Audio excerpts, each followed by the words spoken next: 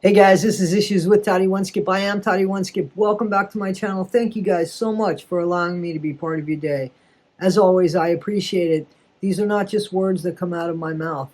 I honestly appreciate you making time in the day for me.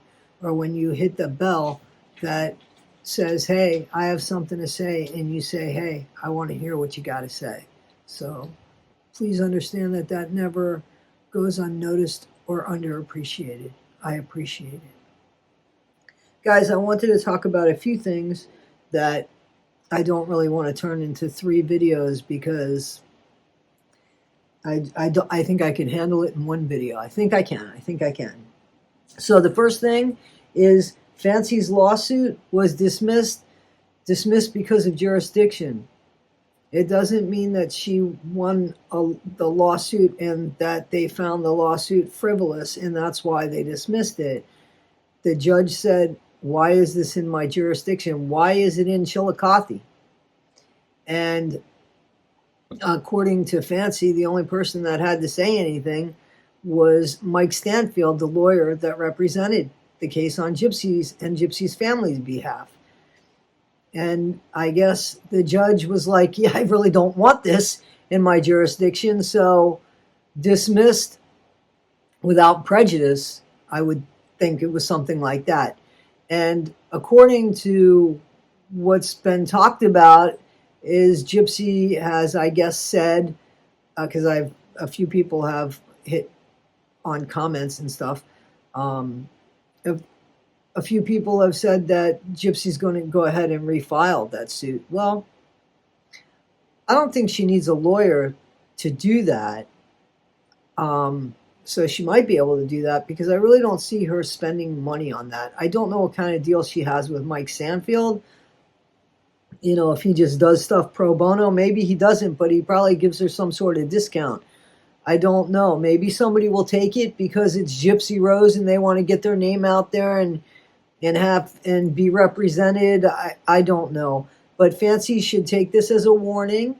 Not that it should scare her, but she should know that this is probably going to happen again. And it's probably going to happen in New Orleans, I would assume, or I'm sorry, Louisiana.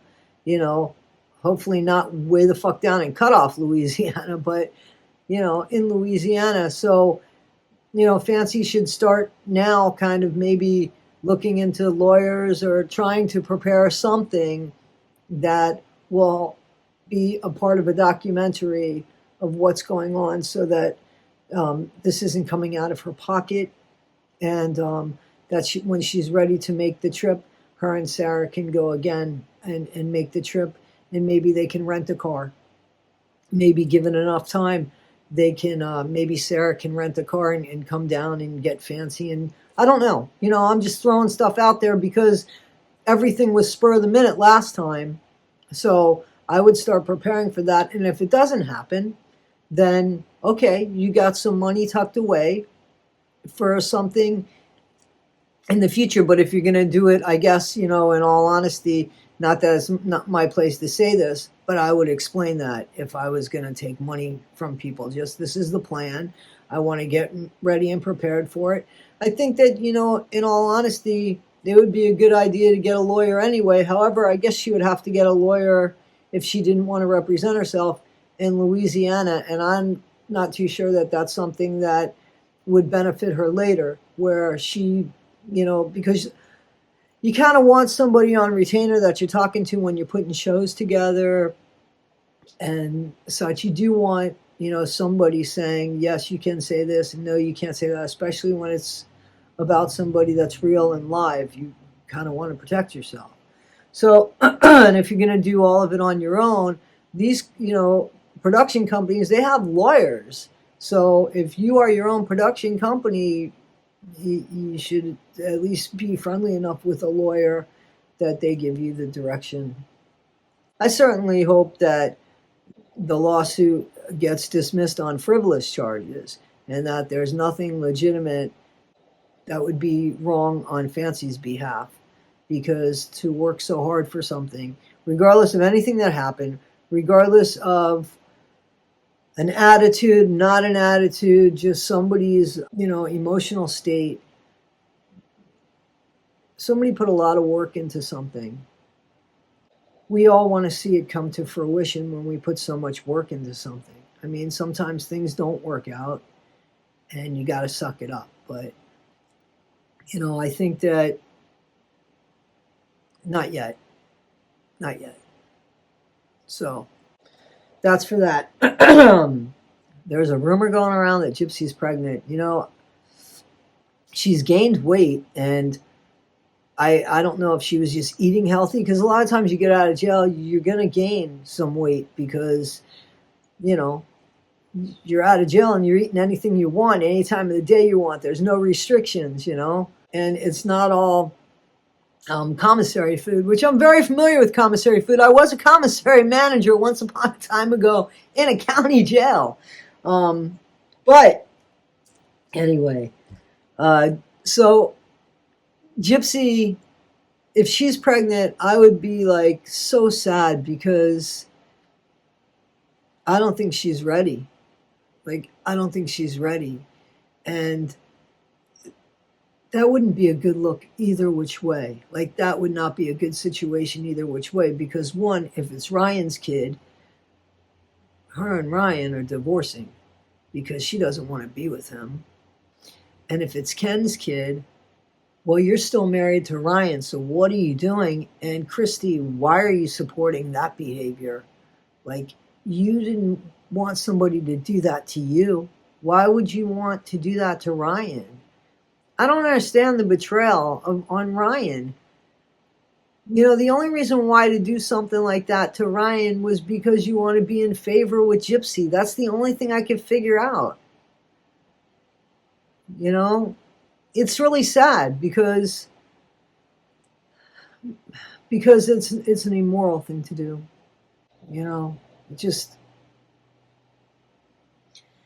Okay, so then I watched the interview again with Ryan, and so Ryan's saying that he hit a trauma button. Sorry about the knuckles, guys. So Ryan said that Gypsy left because he hit a trauma button on Gypsy because of everything that happened with her mom. Ryan, really?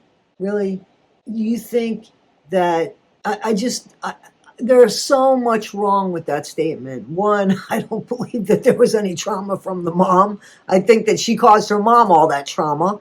And two, so that's going to be her excuse every time she doesn't want to deal with anything. I have trauma. That's a trauma button. I have trauma. Life is a trauma button. You learn how to adjust. You learn how to keep it together. You learn how to deal with it. You had 8.5 years in jail. In prison, I'm sorry. You had 8.5 years in prison and time in jail. So come on.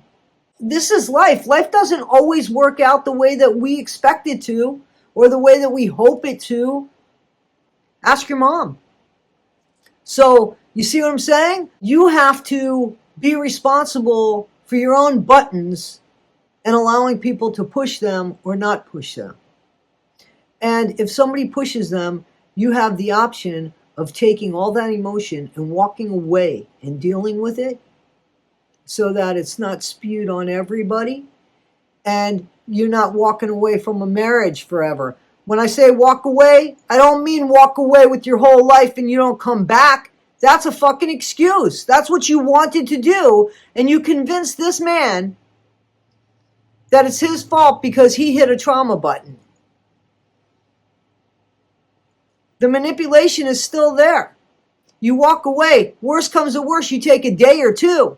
You get your head together. You don't run to somebody else's arms within a week, because you don't have to say anything. Your actions say everything. Everything. And if there is a child, please everybody get a DNA test, because I wouldn't trust her. I would not trust that woman. So, Ryan, give yourself a break, man. Give yourself a break. Guys, this is Issues with Toddy One Skip. Talk to me in the comments. You guys always do, and I appreciate it. Don't forget, be better today than you were yesterday. Not half as good as you'll be tomorrow. Never, ever, ever be Gypsy Rose Blanchard. Always be kind. Always be good. Always be you guys. I appreciate you. I'm one in a community of almost 9,000, and it's an amazing community, and I'm proud to be a part of it. Thank you guys. Take care.